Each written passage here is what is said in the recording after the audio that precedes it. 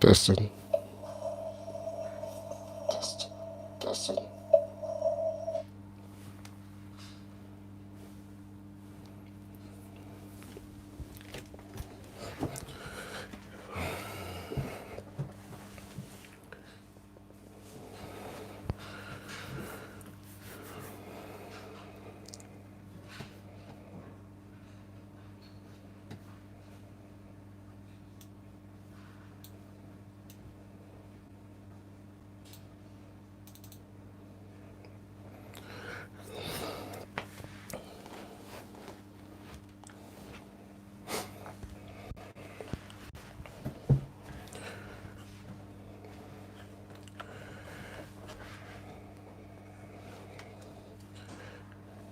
Good evening.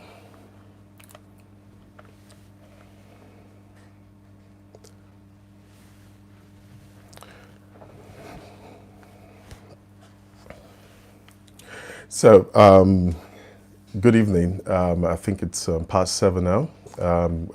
Welcome to this evening's session for the Development Week. We're talking about organizing and structuring your team. So welcome again. I guess more people will probably join as we go along. Feel free to pass your comment as you, on the chat, on the live chat. Well, my name is Stephen Allen. I hope you've had a great day. It's a fast, so we all enjoy it together. Organizing and structuring your team is the topic for this evening.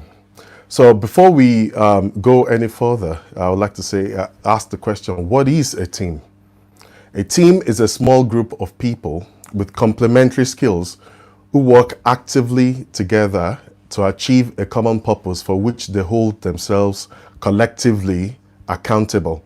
And so some of the key words there in that definition is complementary skills. So they do not necessarily have to have the same set of skills, and they work together as a unit, as one.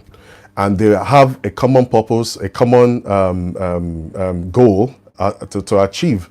And they are all accountable, even for any mistake or any glory that comes from them achieving or not meeting up with the expectation.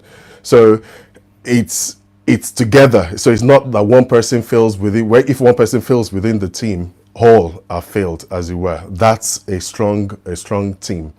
Again, before we go any further, I would like to point out to us at least a major difference that applies to us as volunteers in church. The major difference between a volunteering team and a workplace team. Volunteers are motivated by belief, values, or conviction without necessary monetary benefits, while workplace team may believe in the values of the company, but they certainly want to get paid for services rendered. So in our case, for instance, people are volunteering because they believe they owe it to God, or because they are expecting something in return from God. And so we have to understand this, again, in dealing with these people, because they'll be more motivated by you aligning with their beliefs or why they are volunteering. It's not about money primarily. So we have to also bear that in mind when we want to start looking at performance or assessing people. So team structure and organization, we're going more into the core of this evening's session now. Before we can begin to put a structure or in our team or organization, as it may apply to you, a good understanding of who your customers are and the function or deliverables of your team needs to be known and well understood before one can begin to organize or structure the team. So I guess the people on this particular session may be team leads or aspiring team leads, whether in church or elsewhere. So you have to understand why the team, why is the team in existence? And if you don't understand that, you cannot begin to put a good structure in place. So you have to understand what it is you want to deliver And who are the people you are delivering this to? Who are your customers? What do they really want to see? What does it mean to them when you said you have delivered?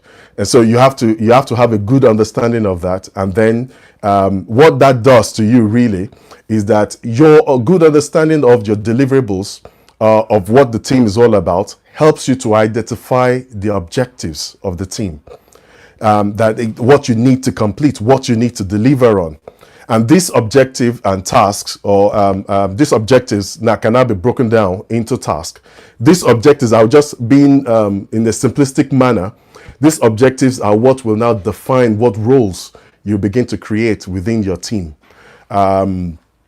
Because then the team, of course, the team members now, when you work with them, we still talk more about it, and then you now begin to break down what task, what their responsibilities are going to be within the team. But for especially for a new team that you're just starting out, you need to understand the objectives. You may not fully understand the full task, or you may not come to that place of maturity yet, depending on your knowledge. I remember when the church was going to launch, and I was asked to be the group lead for technical team and the social media team. At that point in time, the major deliverable for us, at that point, I think we had about a week thereabout, the major deliverable was the launch Sunday, was to get that over with, and then we can begin to put structure in place, understand people, and all the other things. So you may not have that full picture, or may not be able to get the full brief at that point in time. But as time goes on, you begin to develop that task. But again, once you have a clear, a good understanding of what the whole team is about, then you can start beginning to put those roles in place. There are several types of team structure. However, for this presentation, I'll focus on functional structure, functional structure, and process-based structure. A functional structure departmentalizes an organization based on common job functions. So for instance, the group of marketing officers will come together, will be in a department. IT guys will be in a department. As for organizations, for us in church, you have maybe for a team. So I'll use the social media for a team as an example. So people who update the website, they form a sub-team within the whole team. And those who handles Instagram, they cluster together, and you can begin to have a structure in that manner within your team. The second one is a process-based structure. As the word implies, process is a process. Basically, in a simplistic way, is input. You manipulate the whatever it is you've imputed, and you give an output. So is the output of the first stage that becomes the input of the second stage. A good one will be communication flow in the structure, in the way the team operates. So for instance, you have Pastor Shola having an idea, and what he wants to do is to get more people interested in going to heaven, if we can put it that way. So he initiates a process. It's more of a horizontal structure. It's a flat structure where he communicates how that communication flow is going to move from one department to the other, forms that structure. You can have that within a team where the structure is flat. The best example I can give is what happened basically in technical team during the crossover service, where I have team leads that reports to me, as it were, within the functional structure. But for the crossover service, we had a process-based structure. So one of the team leads was the production manager. And as the production manager, he was in charge of ensuring that the cameras, all of the cameras are imputed, the laptops and everything, they are getting their input, and it's going into the mixer, and everything can be seen, and then they can begin to direct, and we can begin to produce from our perspective. So within that horizontal structure, within the process-based structure, I was actually reporting to him, because he now asked me to go and look at the mixer, that to make sure and ensure that all the inputs come in together and they are well placed, they are well labeled and all that stuff. And he assigned some other group of people to look at the comms, because we have to communicate with the camera guys to ensure that all that is put in place and done properly. And he went on to look at the jib. What we call the jib is the long arm camera. You might have seen it during the crossover service. He was configuring that. And then we have another set of people configuring the mobile cameras. Now, within that structure, it was flat. He was giving me tasks to do, and I was doing that. But if at that point in time, Pastor Ade comes and says, oh, we need to get this information done, we revert back to the functional structure. And that's why I believe a lot of teams will actually move in between the two structures, and that's why I've left it as the two structures to talk about. The other thing I want us to also understand, and before we begin to put a good, if we want to put a good structure and organization in place for our team, is that there's something called the team culture. The team culture, and this emanates mostly from the lead, from the team lead. And so as part of putting a structure in place and an organization structure in place for your team, you have to be mindful of what culture do you want the team to espouse. What culture do you want the team to be known for? Some of the cultural things we want to look at is inclusiveness. So everybody feels like they are part of the team. Everybody feels like they have something to contribute. And we have to be mindful of that. So the way I believe the process-based structure enables that more than the functional structure, because the functional structure is more hierarchical, while the process-based one is horizontal, is kind of flat. So it helps everybody to rub shoulders together, to talk, and to feel like they are all parts of a meaningful whole. The other thing is trust. You want to create a culture of trust within your team. I mean, everybody knows this. If your team members know that you as a team lead, you have their back and you will fight for them and you will always speak up for them, you will earn their trust, you will earn their loyalty. You can call them up, they will listen to you, and they will do more for you, and they'll be enthusiastic to put in things. Of course, the leader also wants trust from the team members, so we can create a culture of trust. Excuse me. Shared leadership is another culture, which, like I said, the process-based structure helps to engender. So because people now, different people can have that leadership role kind of within that sort of structure. And for one of the things we are trying to do, implement more now in the technical team, is to move people around. And doing that also helps to discover leadership potentials, and then people feel like they have a say. Communication style is one other culture you want to look at.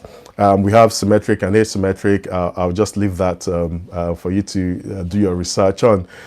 We have conflict resolution, the culture. How do you resolve conflict within the team? Then standards. What is the barest minimum that you can accept? Yes, there might be a volunteering team, but not everything is going to be acceptable. So you have to create that culture and let it be something everybody knows that, okay, promptness is something that we'll have to stick by if you want to be a member of this team. So identifying necessary roles within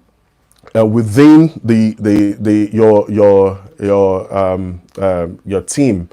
We've talked about the roles have to have been created first, or I have an idea of what the roles are going to be before you start to get people in. That's when we have that luxury. But in a volunteering environment, usually you are given people come in and they have a good heart and they want to just do things. Then you have to accept them. But we'll talk about the two types of roles. There are two types of roles I want to look at here. We're looking at the functional roles and the team dynamic roles. The Bible says in 1 Corinthians 14, 7-9, even in the case of lifeless things that make sounds, such as the pipe or harp, how will anyone know what tune is being played unless there is a distinction in the notes? Again, if the trumpet does not sound a clear call, who will get ready for battle? So it is with you. Unless you speak intelligible words with your tongue, how will anyone know what you are saying? You will just be speaking into the air. Now, this scripture is talking about tongues, really, but the principle is the same. You are going to create roles within the team, you need to specify what it's going to be, their responsibilities very clearly. You need to paint the picture and the vision, as it were, of what the team is all about, the deliverables of the team. It needs to be very, very clear. When you are identifying, when you are going to create roles for people to take on. So as we know, the expected process is that you create roles based on the needs and the function of the team, not the other way around. You don't bring in people then now start looking for what to give them to do. So you must have something to do before you bring in people. And identifying your function, identifying what you're going to deliver is what helps you with identifying those roles that you want to create. And then you look for competent people, of course. Like I said, in the volunteering environment where we operate at the moment, we have willing hearts. People come to us because they are they volunteer, not because they have the necessary skills, not because they have the necessary experience for those roles, but because they are willing, they want to give back to God. And at times, those are the people you have to work with in your team. And in those kind of situations, you want to look at training. Is this person open for training? Is this something you can convert something in their past experience, work experience, skills that you can complement or convert? Then how do you, is this something that you have at the point in time you're training them up? Do you need to leverage on external contractors? Do you need to leverage on other team members or look for other people that you can bring in to help and assist at that time? Those are the things you might need to start looking at. How do you leverage on what they have already to get what they need to get? I think training is one of the major things you have to start looking at, because in volunteering, having a willing heart is very good. Is actually one of the strongest things you can have. So if you have somebody that is really willing and willing to learn, I think you have a good start, and you should not throw them away, quote unquote, based on the fact that they don't have the necessary skills. We've seen people in the social media team, in technical team, who didn't have any experience whatsoever, and now they are one of the best hands in the skills because they are willing. So for the other role, the team dynamic roles, this is more of a generic thing out there, how the team works together. We have 9 team roles that has been identified, I think, by a man called Belden. You can Google that and look at it. I'll just gloss through this. This is more technical now.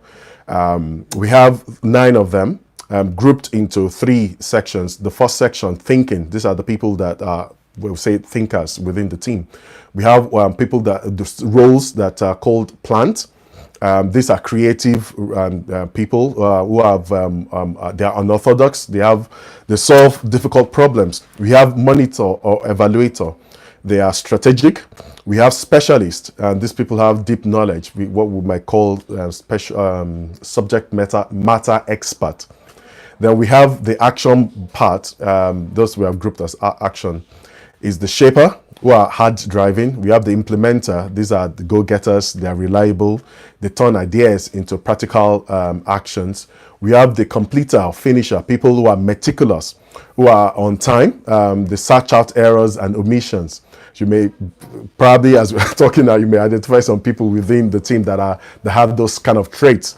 And it's now how we talk later on how you can employ those strengths to enable your team to work better. We have the last group, the people-minded people. So we have the team worker. These are diplomatic people. They are cooperative. They are perceptive. We have resource or investigators. They are more outgoing. They are enthusiastic. They are networkers. Then you have the coordinator. They are motivators. They are facilitators. They clarify goals and decision making. So how do you identify and utilize the strengths of each team member? This is very key. This is very important, especially when we work in the volunteering environment. It's a very, very important one. So why do we want to even do this? The first thing is that everybody, we are more confident, more enthusiastic, more self-assured when we work in our areas of strength. When we work in our areas of strength, we are more confident, definitely. And this drives performance. you feel more alive, as it were. Some of us will have heard the word sweet spot. You come into your sweet spot when you are doing this. Sorry, I may feel like I'm rushing, but I have a lot I'm trying to get through within 30 minutes.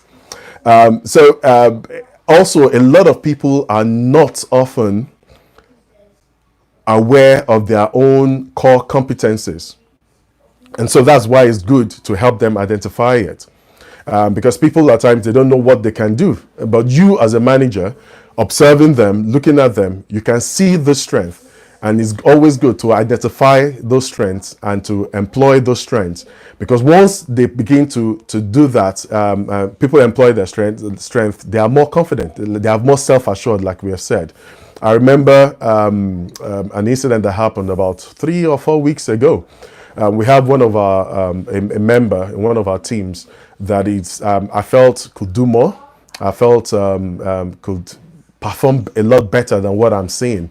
So I had a chat with him, and I was like, why, what's the matter? And it was like, whatever the role they've given him, what he's doing at the moment that they're pushing him to do, he's not confident on it. People have told him severally that even outside church, that he's not a good camera guy, he's not a good photographer, it's not a good guy with cameras generally taking pictures.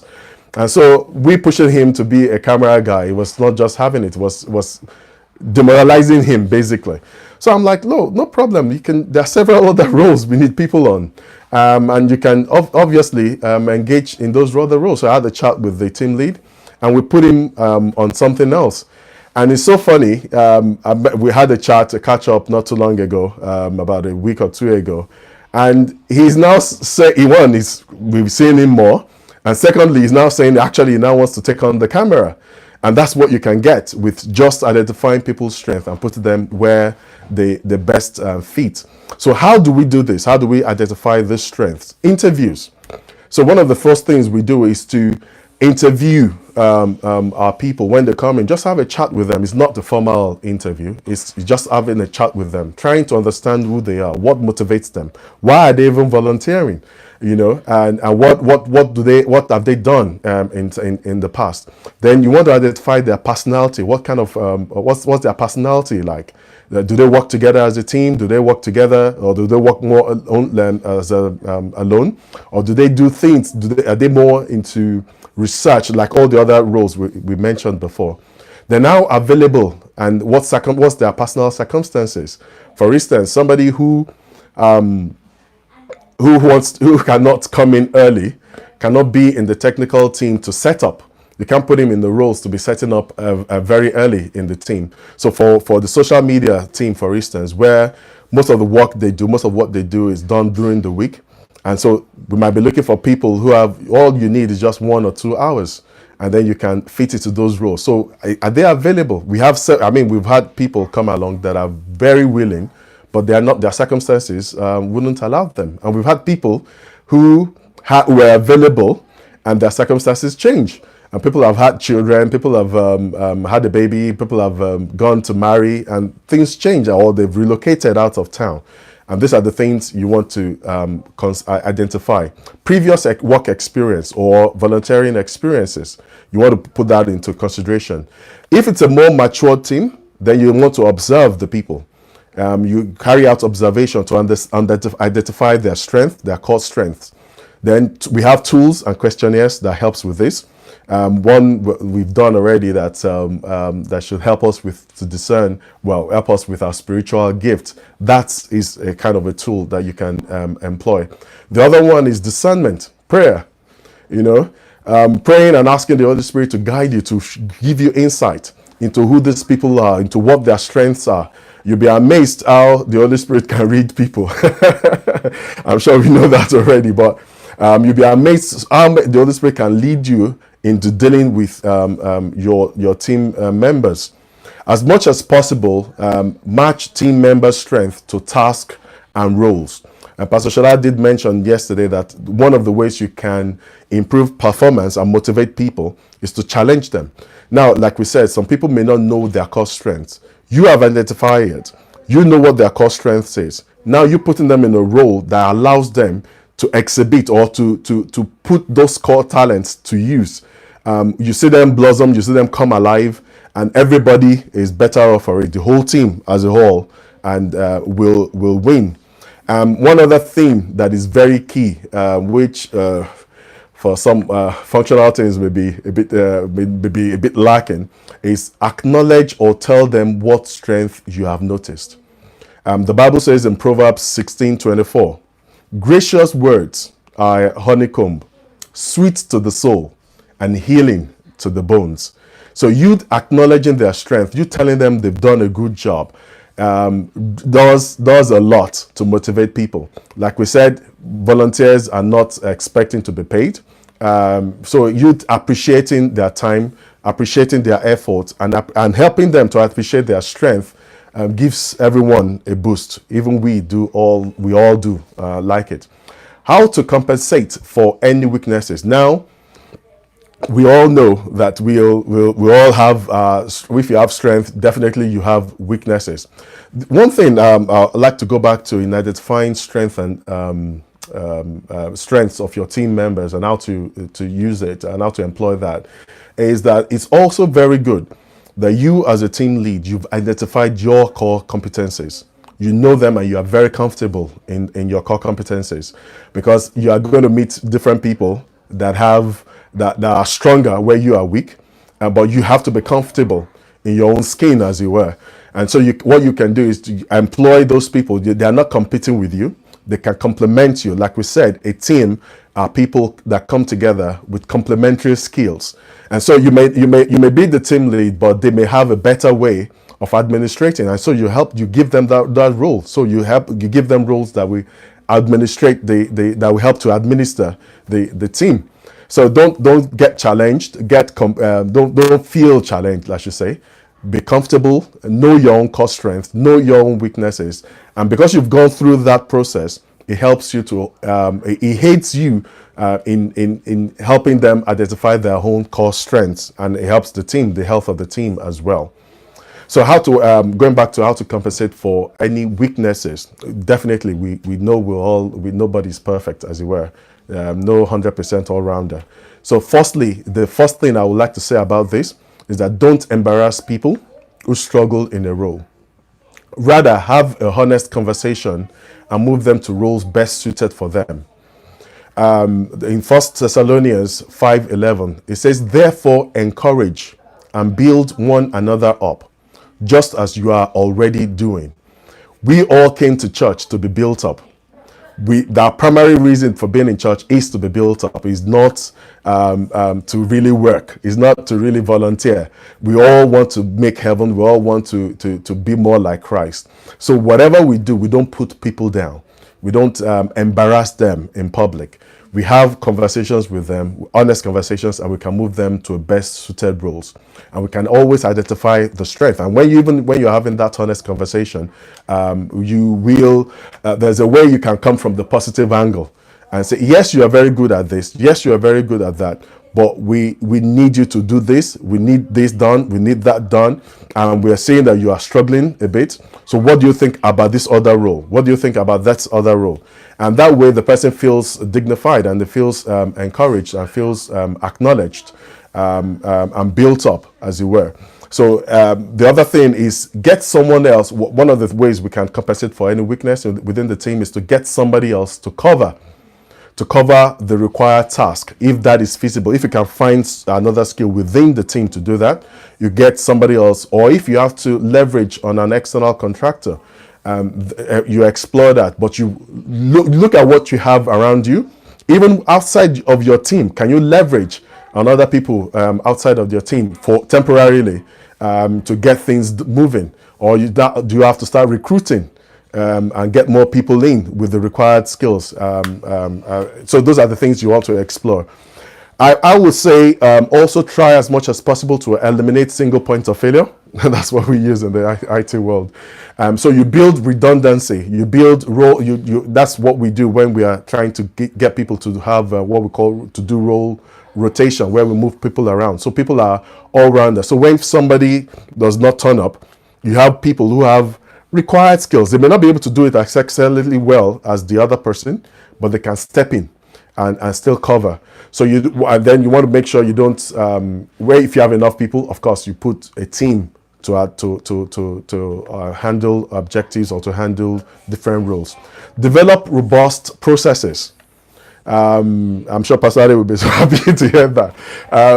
We develop robust processes that you now monitor.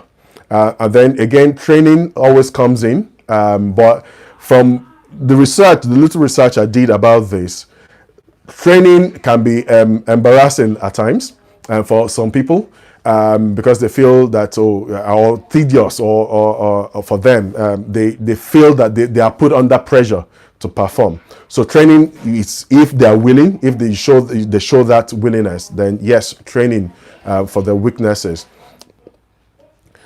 So the last point, the last set of points, I guess I'm really getting out of time, is monitoring a team's performance. Proverbs 27:23 says, "Be sure you know the condition of your flocks. Give careful attention to your herds." Be sure you know the condition of your flocks. Give careful attention to your herds. Maybe this is one of the things I know a lot of people struggle with. I do struggle with it, to monitor the team's performance. And this is where a lot of functional team, I believe, may be failing. So the first thing is, why measure performance in a volunteering environment, for instance? We need to, like the Bible says, we need to know the state of things. We need to know we are effective in achieving the aim or the reason for the team. So if the team is not doing what they have been created to do, then why the team? That's the honest question. Why the team? Why should we have the team? Why should we have people cluster together and be called a team if we are not delivering to the customer's expectation? Again, another reason why we want to monitor is to find out the team's health. Are the people happy? People, like we said, people are volunteers. They've come to the house of God. The main reason why they are volunteering, is it being met? People want to know God. People want to have a close knit of family. Is that being addressed? Those are the things you want to also do. Then when we measure performance, it creates room for improvement within the team. So we want to drive the team do better, and that's why we do carry out performances. How do we do this? We have to develop, again, processes with checkpoints. Whereby your process, the robust process we talked about it earlier on, you want to put checkpoints in place where you put a mechanism in place where there's a feedback. Pastor Shola did mention yesterday about feedback. That feedback is very key. So like he said, after every message, by the time he's getting off the pulpit, he wants a feedback on how many people attended, the number of adults, number of children, and so on and so forth. So we want to put those checkpoints in place as well. If you have to use smartphones to set your reminders, these are the things we need to start looking at. And then employ tools, like I said, use tools that you have available to you. Now, that is it. I've come to the end. I felt like it's a rushed one, but I believe you've gotten 1 or 2 points. So the questions for me today is, the first question I want to ask you that you may need to answer is, how should you respond to a team member's mistake? That's the first question. How should you respond to a team member's mistake? Just to show that you've been following me. The second question is, what do you do, or what do you need to do or know before creating roles? What do you need to do or know before you create roles? The third question, why should you monitor your team's performance? Why should you monitor your team's performance? The fourth and last question, what is the major difference between a workplace team and volunteering team? Thank you. I've come to the end. I'd like to take your questions. Sorry, I'll be looking at the chat here to get some of the questions in.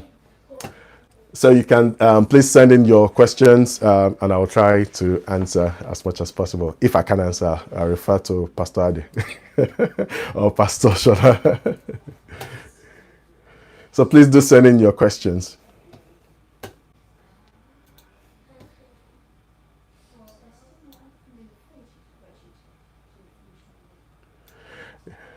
Yes, I did rush. Yeah, I can see that. Should be thanks. Yes, it was a bit of a rush. I think I had too many points I was trying to go through within 30 minutes.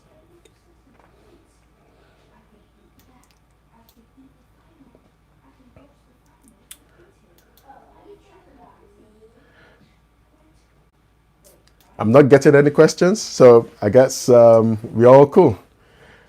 Yes. Okay. Yes, please.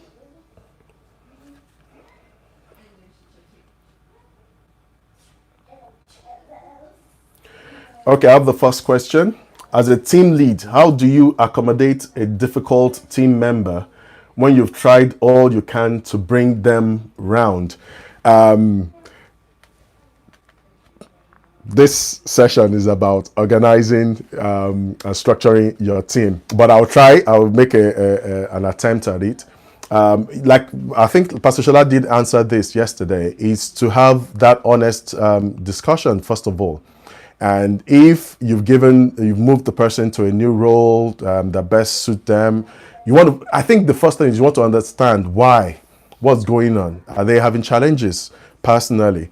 Once you've done all that and nothing seems to be happening, then you can have that honest conversation with them. Maybe they need to move on to another role, a role best suited for them, that they may not be performing in this new role.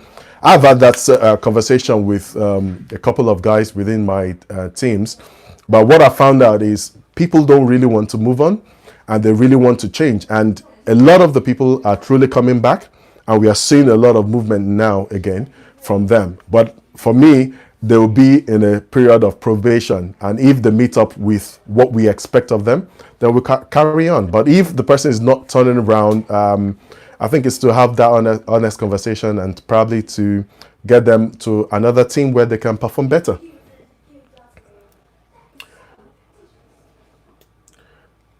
Second question, how much time do you allocate to assessment of a new team member, and what questions should you ask? How much time do you allocate to assessment of a new team member, and what questions should you ask? For me, the first thing I will also reiterate is that it's a volunteering team. A lot of people are placed under us, one, to help us develop, and for them as well to develop. So the way I always look at it, the question I first ask, if in terms of allocating time now to assess people, is that how much time did David give his people, the guys that came around them? They said they were discontent people, they were people who are probably thugs, they are probably who have committed crimes, I don't know. They are the worst kind of people that you don't want around you. These were the guys that came around David. How much time did he give them for them to turn around? How much time is Jesus giving us to turn around? I think if we look at it from that, if you're seeing improvement, as far as I'm concerned, if you're seeing improvement and you're seeing the person making effort, then you keep the person, you keep working on that, because again, it's a ministry. So what sort of questions do you ask? You want to know what they do for a living. You want to know, like we said, personality. What do you like? What kind of person you are? You're observing them as well for the personality. You're seeing how they interact with the team. You're asking them for their past experiences. Where have they volunteered before? Another major thing, which I didn't say when I was having the session, is they've worked with another team lead before, or you know somebody where they're coming from, or you might know somebody who knows them. You can ask questions that, what do you think about this person in passing? Find out more about them. Find out more about their family situation, their home situation. Those sort of things starts to give you indication of who they are and what they can do. I hope I've answered your question. The next one is, if you've noticed someone has core strength in something they are not comfortable with, how do you work with them to draw out those strengths? Is it practical to focus on developing their skill set in such a developing theirs only skill set in such a large team?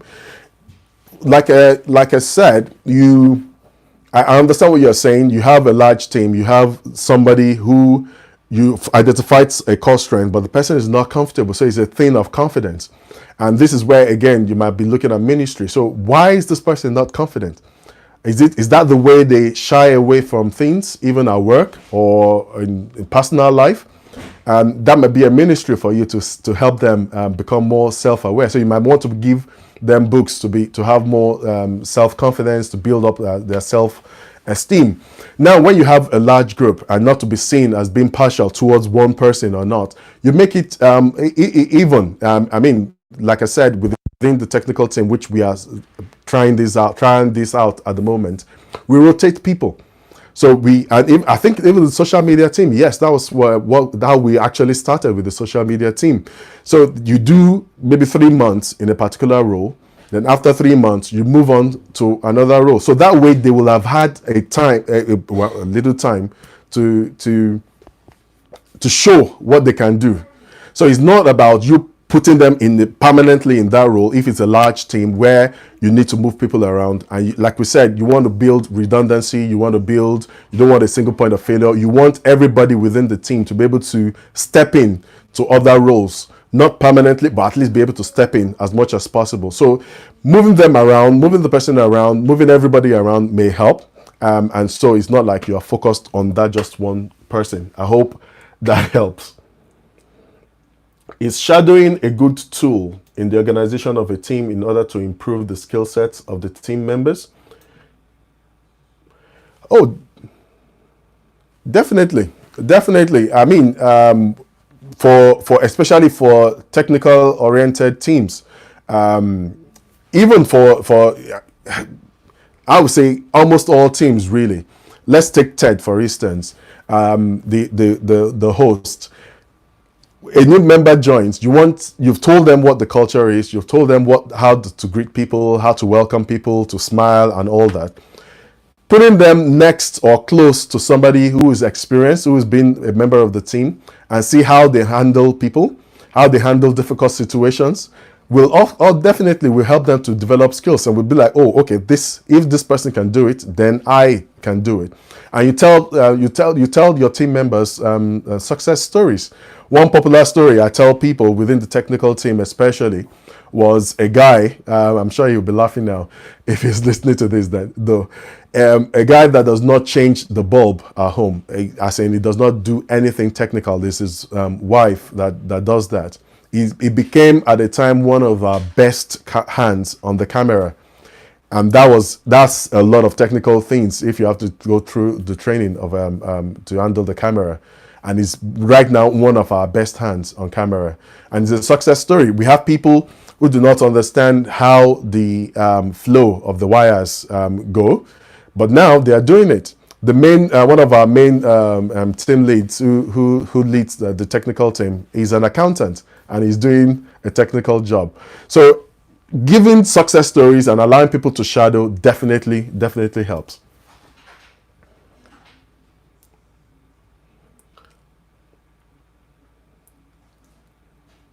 Any more questions?